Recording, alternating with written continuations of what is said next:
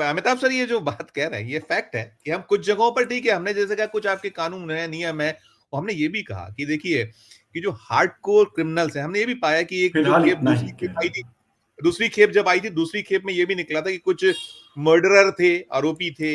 हो सकता है कुछ चिंताएं हों कि वहां जहाज को सुरक्षित रहे, लेकिन हर एक से सुरक्षा करना है जिनका ऐसा कोई बैकग्राउंड नहीं हो। मजबूरी क्या है आखिर? क्यों इतनी चुप्पी, क्यों इतनी खामोशी? आप हर जगह हम ही क्यों गम खाए वाली स्थिति है? अमिताभ सर। बहुत शुक्रिया संजीव। देखिए, जो बात अभी रामचंद्र जोशी जी ने और प्रकाश हिंदुस्तानी जी ने कही है, मैं मानता हूं कि जिस तरह से ये सरकार, इस सरकार ने अमेरिका परस्ती के सारे रिकॉर्ड तोड़ दिए हैं दरअसल। और ये हम उसके हर एक्शन में देख रहे हैं। यही प्रधानमंत्री थे जो कि जब प्रधानमंत्री नहीं थे तो जब ये कहते थे कि साहब रुपया गिरता है तो सरकार की इज्जत जो है नीचे गिरती है। रुपये की कीमत, जो जब रुपये का वो अवमूल्यन होता है, और आज रुपया कहाँ पर, रुपए की कीमत डॉलर के बरक्स कहाँ पर अटकी हुई है हम देख रहे हैं। और हमारी इज्जत जो है वो कहाँ जा चुकी है। हमारा जो, आप जिसको हम लोग अभी इतनी देर से बात कर रहे हैं कि अमेरिका से हमारा व्यापार इतने करोड़ का है, इतने अरब का है, वगैरह वगैरह, लेकिन आप देखिए कि उसमें हमारा जो आत्मसम्मान था, उस आत्मसम्मान की तो जो है वो रोज धज्जियां उड़ रही हैं। जैसा कि आप जिन खबरों के हवाले से बात कर रहे हैं कि हमारे लोग जब वहां से लाए जा रहे हैं, तो एक बार जो इंसिडेंट हुआ उसके बाद जितना शर्मनाक बयान हमारे विदेश मंत्री साहब ने संसद के अंदर दिया कि उन्होंने कहा साहब ये तो वहां का तरीका है और ऐसे ही लाए जाते हैं। तो जो विपक्ष का कहना था और जो सामान्य भारतीय, हर सामान्य भारतीय की एक मतलब अपेक्षा होगी कि भाई सरकार ये तो देखे कम से कम कि आपके लोग अगर वहां से वापस भेजे जा रहे हैं तो वो सम्मान के साथ भेजे जाएं। जब भी अभी यहाँ पर कोलंबिया के राष्ट्रपति का जिक्र आया था, जोशी जी ने शायद कहा था, मैं देख रहा हूं कि वो छोटा सा देश जो है वो अपने आत्मसम्मान के लिए तन करके खड़ा हो जाता है और वो कहता नहीं हम ऐसे जहाज आपका वापस लौटा देंगे, और अपना जहाज लेकर के जाता है और उन लोगों की अगवानी होती है। तो हमारे देश में लेकिन जो है वो उनको जिस तरह से लाया जा रहा है, जिस तरह से उनका अपमान किया जा रहा है, जिस तरह से एक कहना चाहिए कि एक पूरे समाज के सामने जो उनकी तस्वीर पेश की जा रही है, तो वो अपने आप में बहुत शर्मनाक है, बहुत मार्मिक है। देखिए संजीव जी, ये तो हम मान सकते हैं कि चलिए वो एक एक दुष्चक्र में फंस करके गए यहाँ से। ये हो सकता है कि भाई किसी ट्रेवल एजेंट ने उनको गलत तरीके से भेजा वहां पर, और वो अपनी बची खुची पूंजी लगा करके यहाँ से जा रहे हैं लोग। 30 40 50 लाख रुपया, पता नहीं कितना पैसा, जिसकी जितनी हैसियत है, जिसकी जितनी जमा पूंजी है, सब खर्च करके वो जा रहा है। तो अमेरिका क्यों जा रहा है? ये जो ग्रेट अमेरिकन ड्रीम है, उस ड्रीम की असलियत क्या है?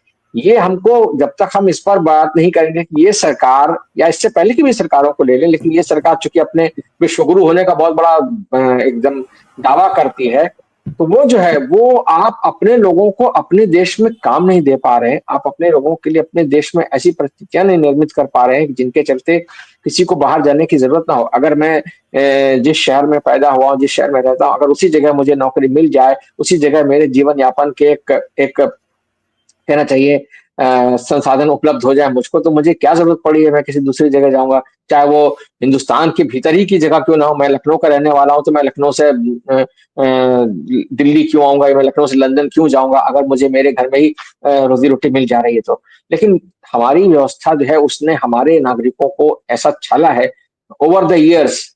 और मोदी साहब की सरकार ने तमाम वादों के बावजूद जो है उस जो एक छलावा है, उस छलावे में कोई कमी नहीं की, बल्कि उसमें बढ़ोतरी हुई है। आप देखिए, इतनी बड़ी रेल दुर्घटना हो जाती है, इतना बड़ा हादसा हो जाता है एक रेलवे स्टेशन पर, और क्यों हो जाता है? क्योंकि वहां आपकी सरकार ने, आपने एक ऐसा माहौल बना दिया है कि साहब 144 साल बाद एक ऐसा कुंभ आया है कि जहां अगर आपने स्नान नहीं किया।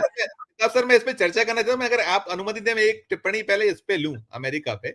आप पहले अपने वाला हाँ, मैं उसी पर बात कर, मैं उस एक्चुअली क्या है, ये चीजें चूंकि सरकार के रवैये से जुड़ जाती हैं संजीव, मैं इसलिए मैं रोक नहीं पाया। अमेरिका की जहां तक बात है, देखिए ये जो बात अभी जोशी जी ने और प्रकाश हिंदुस्तानी जी ने कही, मैं उनकी टिप्पणियों से 100% सहमत हूँ। जिस तरह से इस सरकार को अपने नागरिकों के आत्मसम्मान की रक्षा के लिए कम से कम एक विनम्र शालीन प्रतिरोध दर्ज कराना चाहिए था, उस प्रतिरोध तक को दर्ज कराने में यह सरकार नाकाम रही है। और हमारे प्रधानमंत्री जो कि देश में रहते हुए तो जो है मीडिया के सवालों से बचते हैं, बल्कि मीडिया को एक घुड़की सी दी जाती है कि साहब क्या है मीडिया। यही प्रधानमंत्री थे जिन्होंने कि न्यूज ट्रेडर्स का नाम दिया था पत्रकारों को, है, और इनके जमाने में प्रोस्टिट्यूट का नाम दिया गया पत्रकारों को। लेकिन जब विदेश जाते हैं और वहां इनसे जब अडानी के बारे में सवाल किया जाता है तो आप देखिए क्या उनकी भंगिमा थी, कैसा उनका रिस्पॉन्स था। और अंततः वहां पर भी वो जिस तरीके से बात करते हैं कि साहब दो राष्ट्राध्यक्ष जब मिलते हैं तो वो इस तरह की बातें नहीं करते हैं, तो वो लेकिन वहां पर वो मीडिया उनको घेर लेता है। यहाँ तो वो बात नहीं कर पाते। जहां तक बात की जा रही, अभी F-35 का जिक्र कर ही दिया हिंदुस्तानी साहब ने कि वो जो भंगार हो चुके जहाज हैं, आप उनको हमारे साथ लादना चाह रहे हो, और भारत की सरकार, अमेरिका लादना चाह रहा है और भारत की सरकार उनको खरीद रही है। क्यों खरीद रही है भाई? आपका क्या इंटरेस्ट सर्व हो रहा है? आप क्यों इतने पिट्ठू बने हुए? आपका जो रूस के साथ एक रक्षा का सौदा हुआ करता था, एक आपका रूस जो है वो पार्टनर हुआ करता था हथियारों के मामले में, रक्षा सौदों के मामले में, उसकी जो भागीदारी है वो तो घट गई है लगातार, और आप अमेरिका को लगातार यह बढ़ावा दिए जा रहे हो, और उसके बदले में आपको मिल क्या रहा है? आप जो ड्रीम सेल कर रहे हो, वहां जाते हो तो आप मागा के साथ में मीगा करने लगते हो, मागा और मीगा, उसके बाद में मेगा। तो प्रधानमंत्री जी जो है वो इस तरह की जो जुमलेबाजियां करते हैं, उससे अंतर्राष्ट्रीय स्तर पर भी ना तो उनको कुछ बहुत हासिल हो रहा है, वहां पर तो एक हास्य के पात्र बनते ही है। देश में तो खैर हालांकि दिक्कत क्या हो गई संजीव जी की, जिस तरह का मीडिया देश में है, वो जो माहौल बना हुआ है, उसमें मीडिया इन कलाबाजियों को जो है वो पकड़ने के बजाय और इनका कहना चाहिए एक बेबाक विश्लेषण करने के बजाय बिल्कुल टूल बना बिल्कुल। हुआ है, तो वो इन चीजों को की आलोचना नहीं करता, इनका इनको उस तरह से नहीं देखता जिस तरह से देखना चाहिए। और प्रधानमंत्री जो है उनको कहा जाता है कि साहब वो तो उन्होंने बड़ा सही जवाब दिया, देखिए क्या उन्होंने एक नया फ्रेज गढ़ दिया। तो ये जो विश्वगुरु बनने की जो छवि आपने बनाई थी, ये सारी सारी जो चीजें की थी, वो इस पूरे मामले ने कहीं ना कहीं उसको एक डेंट पहुंचाया। और जो बात मैं कहना चाह रहा हूँ वो ये कि कुल मिला करके आपका एक जो दुनिया भर के सामने आप जो साबित करना चाहते थे, क्योंकि प्रधानमंत्री जी का जो समस्या ये कि वो जब बराक ओबामा राष्ट्रपति थे तो वो इस तरह की बातें करते थे कि जैसे वो बराक बराक करके बातें करते थे, कि जैसे लगता था कि बराक ओबामा और मोदी जी के बीच में इतनी आत्मीयता है कि सीधे वो उनसे कुछ भी कह सकते हैं। प्राइमरी तक उसी साथ तरह पढ़े हो, प्राइमरी तक साथ पढ़े हो, उस टाइप की दोस्ती जी जी जी, दिखाते और उसी तरह से उन्होंने उन्होंने ट्रंप साहब के साथ भी जो है दिखाने की कोशिश की थी, जैसा कि यहाँ पर कहा भी गया कि अब की बार ट्रंप सरकार करके वो आए थे। तो उसके बावजूद इस बार चूंकि ट्रंप थोड़ा सा नाराज है, क्योंकि आप देखिए कि उनको उनके शपथ ग्रहण के लिए न्योता भी नहीं भेजा गया, तमाम सारी बातें थी, जयशंकर जी गए यहाँ से। लेकिन ये कि कुल मिलाकर के संजीव जी, ये जो हमारे नागरिक वहां से यहाँ आ रहे हैं और जिस तरीके से आ रहे हैं, और उनको लेकर के सरकार का प्रतिरोध भी नहीं हो रहा है, कोई एक ऐसी बात नहीं, बल्कि उल्टा आप उन्हीं लोगों पर दोषारोपण कर रहे हैं कि साहब ये तो इलीगल तरीके से गए थे, इसलिए इनके साथ जो सलूक हो रहा है वहां के कानून के मुताबिक हो रहा है। तो ये एक बड़ी बड़ी क्षोभकारक परिस्थिति है, और इसका कहीं ना कहीं संज्ञान लिया जाना चाहिए। जिस तरह से आप और हम जिस मीडिया में फिलहाल सक्रिय हैं, उस मीडिया में जो चर्चाएं हो रही हैं, वहां पर कम से कम ये बात होनी चाहिए कि भाई ये सरकार जो है वो किस तरह से अमेरिका की गोद में जाकर बैठ गई है, और जी उससे उसको जी। हासिल क्या हो रहा है।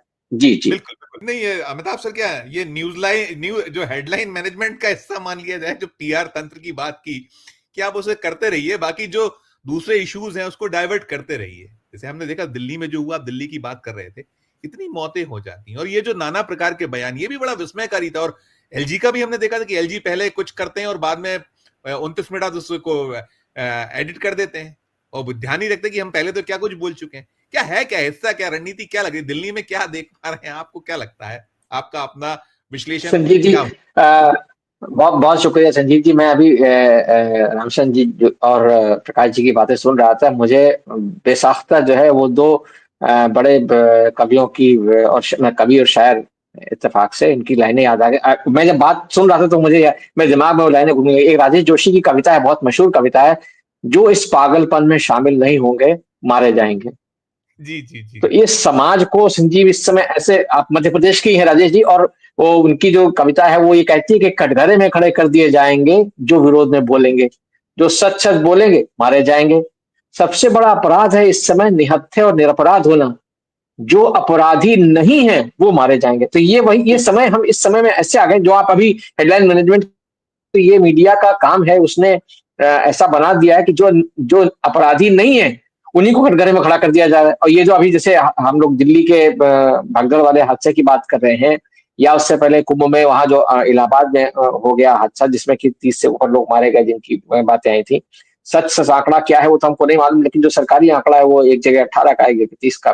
तो वहां पर भी यही हो रहा है कि जनता को ही जो है कसूरवार ठहरा दिया गया। मैं फिर एक शेर सुनाऊंगा, राहत इंदौरी का शेर है कि अब कहाँ ढूंढने जाओगे हमारे कातिल।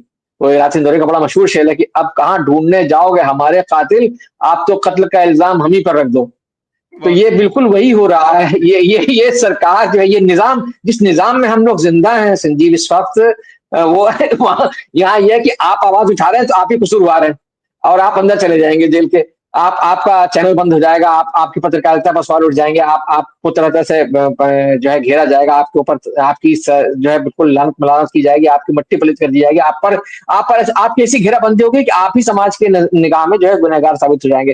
तो वो एक ऐसी व्यवस्था बन गई है संजीव, और दुर्भाग्य से, क्योंकि लोग सवाल नहीं, जहां उनको सवाल उठाना चाहिए। जो रामचंद्र जोशी जी ने अभी बात कही थी, जहां उन्होंने खत्म किया, बहुत अच्छी बात उन्होंने कही कि जनता जो है वो जिस तरह से कुंभ के लिए उन्मादी एक हालत में जा रही है, और जो कुछ उसको कह दिया गया, जो धनंजय जी ने भी अपनी बात में कहा था, अगर वही जो कहना चाहिए जोश वो अपने बुनियादी हकों के लिए, अस्पतालों के लिए, स्कूलों के लिए और चीजों के लिए दिखाती, तो शायद जो कोई भी निजाम हो, चाहे बीजेपी का हो या इससे पहले का या इसके बाद कोई भी हो, उसको जो है वो सतर्क रहना पड़ता है। वो जो बात लोहिया जी की थी कि जब सड़क सूनी हो जाए तो संसद आवारा हो जाती है, तो हमने सड़कें सूनी कर दी हैं, तो संसद में आवारगी देख ही रहे हैं हमको क्या हो रहा है। तो वो जो बात है, वो कुल मिलाकर के ये है कि हमारे अपने जो हमारी अपनी जो प्रायोरिटीज है, यानी जो कहना चाहिए रेजिस्ट करने वाली जो ताकतें हैं, उनकी भी जो प्रायोरिटीज है, या जो उनके जो मेथोडोलॉजी है, या जो उनके टूल्स हैं, वहां पर भी कहीं ना कहीं गड़बड़ी है। वो जिस तरीके से उनको एक्टिव होना चाहिए, चाहे विपक्ष हो या चाहे सिविल सोसाइटी हो,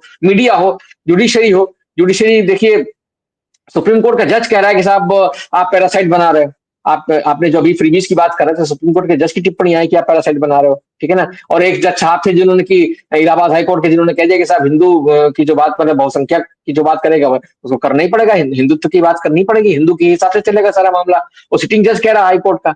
तो ये और मजे की बात यह है कि इन मामलों में कहीं कोई ऐसा नहीं होता कि कोई दंडात्मक कार्रवाई हो, कुछ ऐसा हो कि भाई आप जो कह रहे हो इसका क्या इम्पैक्ट पड़ने वाला है। आप देखिए, रेल मंत्री महोदय जो है वो बैठे में अपनी अपनी सीट पर विराजमान है, अपने पद पर विराजमान है, क्योंकि इस सरकार में बहुत पहले कहा जा चुका था कि इस सरकार में इस्तीफे नहीं होते, तो नहीं होते, तो नहीं हो रहे हैं, चाहे कितने भी लोग मर जाएं। इतनी दुर्घटनाएं हो गई, रेल दुर्घटनाएं इस सरकार, मोदी सरकार के कार्यकाल में। आप देखिए 1919 से 24 के बीच में कितनी दुर्घटनाएं हुई हैं, लेकिन उसके बावजूद जो है सैकड़ों लोग मारे गए, फिर भी जो है कोई वो नहीं है, कोई कॉग्निजेंस नहीं है। रेल मंत्री ये इसी सरकार में, नीतीश कुमार इस सरकार के पार्टनर है। एक जमाने में जब वो रेल मंत्री थे, उन्होंने इस्तीफा दे दिया था। कम से कम लाल बहादुर शास्त्री तक मैं जा ही नहीं रहा हूँ, मैं नीतीश कुमार की याद दिला रहा हूँ कि नीतीश कुमार जो आपके पार्टनर से, कम से कम उन्हीं से सीख ले लो भाई। वो उनको देख लो, है ना। वो उनमें इतनी नैतिकता बची थी उस वक्त, आप में तो वो भी नहीं है। और आप बनते हो विश्वगुरु, आप दुनिया भर की गाल बजाते हो। तो ये जो चीज है ना, ये अफसोस की बात है संजीव। और अफसोस की बात इसलिए है क्योंकि जो तंत्र जिसको की प्रतिरोध करना चाहिए, वो भी शायद उतना मजबूत नहीं है, उतना सशक्त नहीं है, या उसकी प्रायोरिटीज भी, या उसके जो मेथोडोलॉजी वो उतनी ठीक नहीं है संजीव जी।